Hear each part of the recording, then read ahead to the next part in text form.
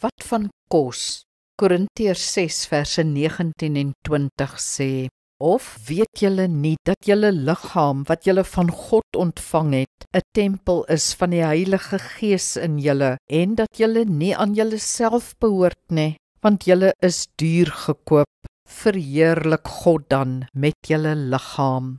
Ons kan nie net oor die nadele van rook praat, maar nie ook van kos nie. Soos rook is ons moderne dieet ook sleg vir die liggaam. Dit dra by tot oorgewig, hoë bloeddruk, hartprobleme en selfs kanker. Ons moet dus nie skynheilig wees deur die rokers onder ons te veroordeel, terwyl ons onsself siek eet nie. Die beginsel is dieselfde. Die belangrikste keuses vir 'n gesonder dieet is die volgende. Eet doodgewoon minder, veral minder stysel en suiker. Kies telkens natuurlike onverwerkte kos en growwe grane. Probeer om 3 tot 5 porsies groente of vrugte per dag te eet. Verminder jou inname van vleis en suiwel. Ons eet te veel daarvan. Beperk kitskos tot 1 keer per week.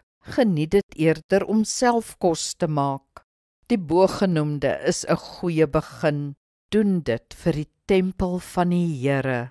Ja, dit eer hom. Kom ons bid saam. Hemelse Vader, ek hoef nie soos die wêreld om my te leef nie. Help my om slegte gewoontes vir goeie, God-erende gewoontes te verruil. Amen. Die Here seën jou.